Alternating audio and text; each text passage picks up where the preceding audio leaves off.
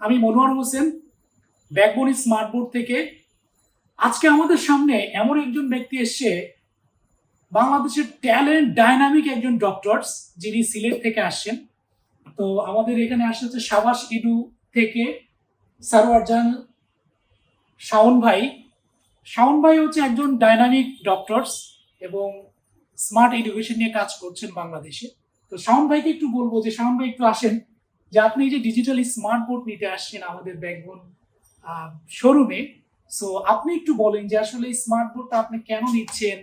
এটা অনেক দিন থেকে আপনি আমার সাথে কমিউনিকেশন করছিলেন, আমি আপনাকে রেসপন্স করেছি যে আমাদের শোরুমে আসার জন্য, অ্যাটলিস্ট দেখার জন্য। ভাইয়ের প্রথমে একটা রিকোয়ারমেন্ট ছিল যে আমি বায়োলজি ভার্চুয়াল সায়েন্স ল্যাব নিয়ে কাজ করব, এবং অনেকগুলো মার্কেটে বোর্ড দেখেছি, সেটা আমি ব্র্যান্ডের নামগুলো বললাম না, যে তাদের কাছে দেখে কম্পারেটিভলি আপনি আসলে কেন ব্যাকবোনকে চুজ করেছেন, যদি একটু দর্শকদের উদ্দেশ্যে বলতেন। আসসালামু আলাইকুম, আশা করি সবাই ভালো আছেন।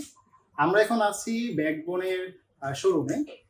তো প্রথমত আমরা যারা অনলাইনে পড়াই, বিশেষ করে যারা মেডিকেল অ্যাডমিশনের জন্য পড়াই, আমাদের একটু অ্যাডভান্স লেভেলের ক্লাসের প্রয়োজন হয়, যেহেতু আমাদের পড়াগুলো একটু বোঝার বিষয়। বিজ্ঞান মানে হচ্ছে বুঝে পড়তে হবে। আমরা যত বেশি চোখে দেখি, যত বেশি ভিজুয়ালাইজ করি, তত বেশি আমাদের ব্রেনে কি জিনিসটা গেঁথে যায়। এবং আমরা সবসময় বিশ্বাস করি যে টেকনোলজিকে আমরা যদি শিক্ষার সাথে অ্যাড করতে পারি, তাহলে শিক্ষার গুণগত মান আরো বেড়ে যায়। তো এই ক্ষেত্রে শিক্ষার্থীদের ডিমান্ড প্লাস আমার নিজের চিন্তাধারা থেকে আমি চিন্তা করলাম যে আর দেরি না করে এটাই সময় যে আমি হচ্ছে স্মার্ট বোর্ডে শিফট করি।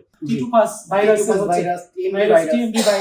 এই যে ল্যাব এখানে আপনার দেয়া আছে, আপনি একটু দর্শকের উদ্দেশ্যে ব্রিফ করেন যে আসলে এটাতে আপনি কি কি উপকৃত হবেন, যদি ভাই একটু ব্রিফ করতেন। আচ্ছা, তো প্রথম কথা, আমাদের এখানে ভাইরাসের বিভিন্ন শেপ দেওয়া আছে। আমরা যারা বোটানি পড়াই প্লাস যারা স্টুডেন্টরা পড়ি, এটা হচ্ছে একটা দণ্ডাকার ভাইরাস, রাইট?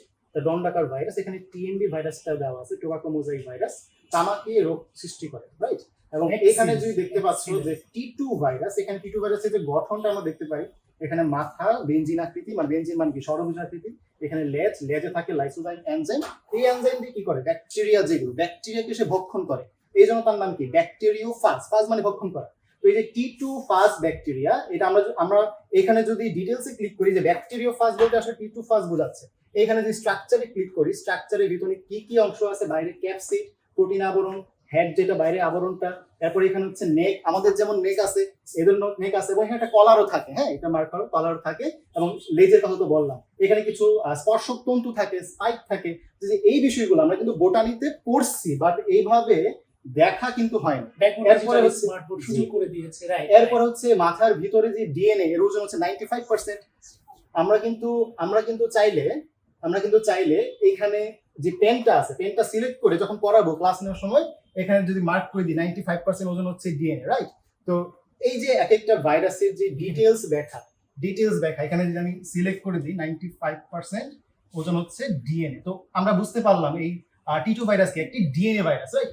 এবং এখানে টোবাকো মোজাইক ভাইরাস আছে। টোবাকো মোজাইক ভাইরাস কি বলছিলাম, যে দণ্ডাকার virus, right? Tobacco mosaic virus হচ্ছে দণ্ডাকার ভাইরাস। এবং যদি আমরা এটার স্ট্রাকচার দেখি, এবং দেখলে কিন্তু বোঝা যাচ্ছে দণ্ডাকার। এখন একটা স্টুডেন্ট যখন এই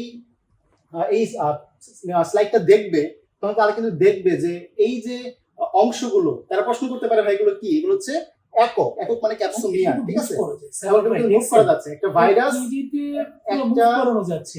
একটা ভাইরাস যেটা চোখে দেখা যায় না।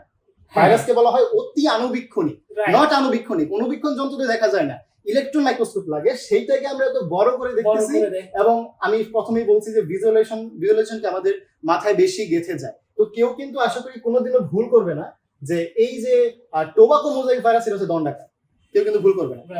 এরপর হচ্ছে যে এইচআইভি, আমরা জানি এইডস তৈরি করে যেটা। তো এইচআইভি ভাইরাস কিন্তু গোলাকার ভাইরাস, রাইট? এবং দেখা যাচ্ছে গোলাকার, কেউ কিন্তু কোনোদিন ভুল করবে না যে এইচআইভি হচ্ছে গোলাকার।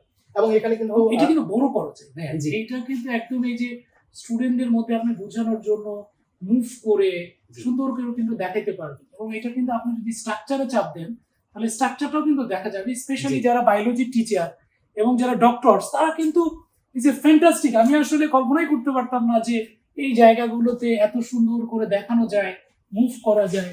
আমি যদি ভাইয়াকে একটু বলি যে আমি তো আসলে এটা ব্রিফ করতে পারবো না, ভাইয়াই এটা ব্রিফ করতে পারবে যে কিভাবে এই যে একটা ভাইরাসকে দেখানো যাচ্ছে এখানে, এবং এটাকে মুভ করা যাচ্ছে, এখানে এদিক সেদিক নেওয়া যাচ্ছে।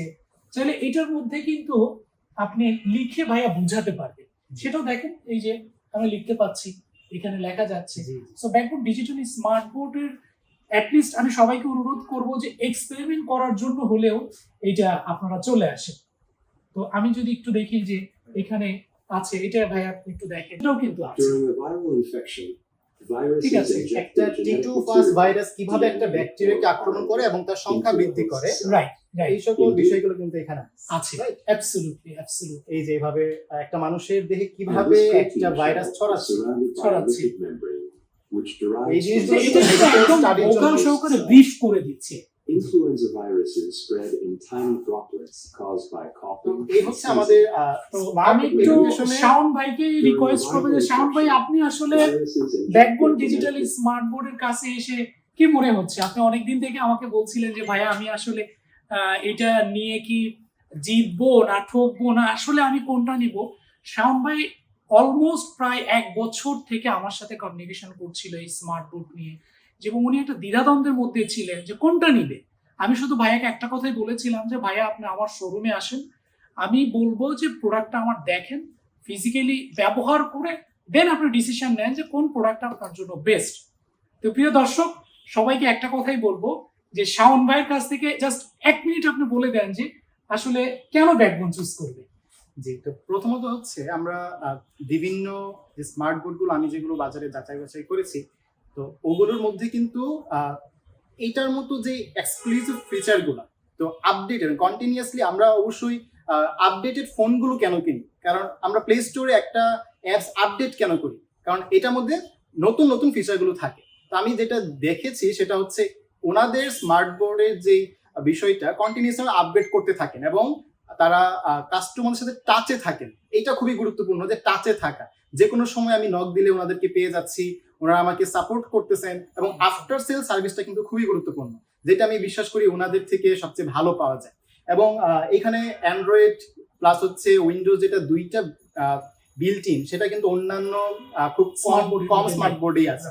তো প্লাস প্রাইসের দিক দিয়ে বিবেচনা করলে যদি অনেকের কাছে বেশি মনে হবে, কিন্তু আসলে এটার ভিতরের যে ফিচারগুলো, আমি মনে করি টিচার যারা আছি তারা অবশ্যই এইটা ব্যবহার করলে স্টুডেন্টদের যেমন উপকার হবে, তেমনি আমাদের কি স্টুডেন্টের কোয়ান্টিটি ইনশাল্লাহ বাড়বে, এটা আমরা বিশ্বাস করি।